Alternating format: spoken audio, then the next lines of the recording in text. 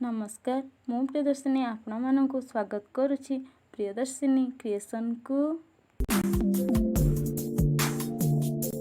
आज मु आपण मानक पई चिकन रेसिपी नहीं आसी। आज आम चुली रे प्रस्तुत करबा। चुली रे प्रस्तुत होइतबा खाद्यर टेस्ट बहुत बढ़िया होता है। तेबे चलंतु स्टार्ट करबा आज रेसिपी।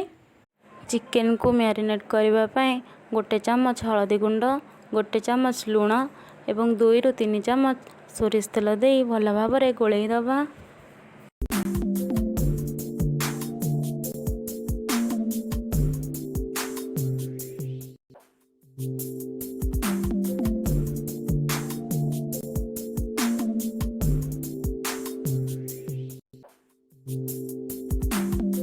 मसला पई कटा पियाज, कटा टमाटो एवं गोटा गरम मसला नबा। अदा रसुणर पेस्ट, हळदी गुंड,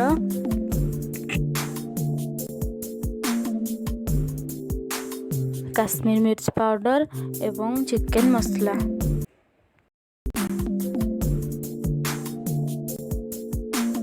कड़ाई बसई प्रथम किछि सोरिष तेल दबा।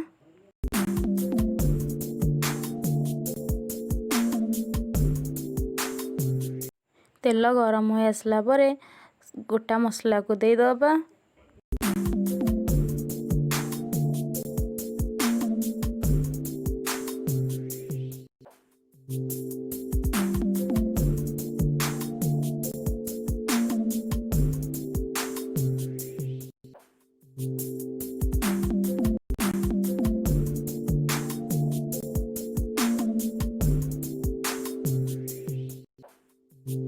एबे काटिकी रखिथिबा पियाज को दे दबा।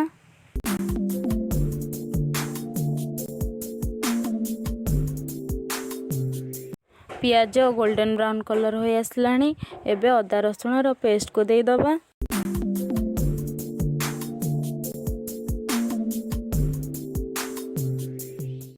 दुई ରୁ 3 चम्मच हळदी गुंड दबा।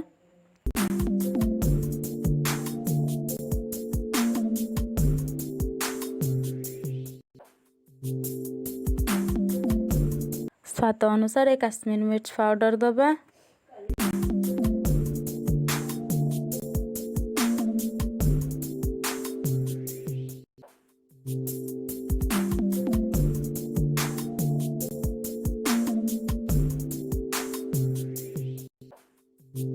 एबे काटिकी रखिथिबा टमाटो को दे दबा। एबे स्वाद अनुसार लुण ऐड करिबा।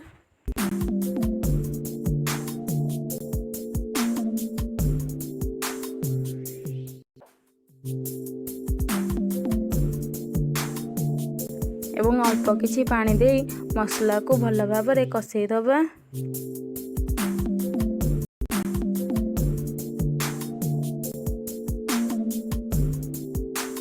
मसला भल भाव में कषिया 5 ରୁ 10 मिनट पर्यंत कवर करी रखी नबा। बे चिकन मसला दे दबा।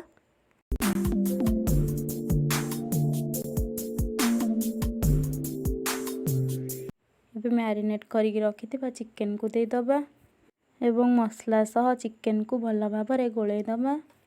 जदि मोर वीडियो गुड़िक आपण मानक भल लगुथाए तेबे लाइक, शेयर, सब्सक्राइब करबा सह पाखरे थिबा बेल आइकन को मध्य क्लिक कर देबे, जहा द्वारा नुआ नुआ वीडियो नोटिफिकेशन आपण मानक पाखरे पहुंची जिवो।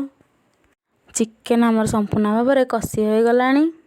चिकन कषा हमर बिल्कुल रेडी हो गलानी। एबे एथरे अल्प किछि पानी दे 5 ରୁ 10 मिनट पर्यंत कवर करी रखी नबा।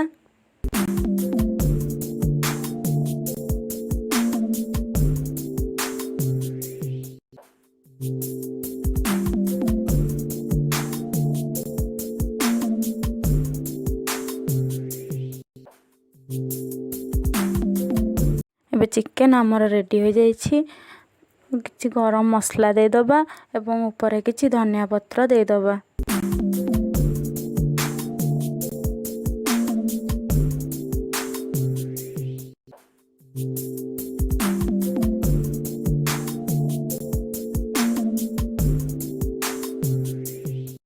ଆଜିର ଭିଡ଼ିଓଟି ଯଦି ଆପଣମାନଙ୍କୁ ଭଲ ଲାଗିଥାଏ ତେବେ ଲାଇକ୍, ସେୟାର, ସବସ୍କ୍ରାଇବ୍ କରିବା ସହ କେମିତି ଲାଗିଲା କମେଣ୍ଟ ମାଧ୍ୟମରେ ନିଶ୍ଚୟ ଜଣାଇବେ। ରହୁଛି, ନମସ୍କାର। Stay safe and stay healthy.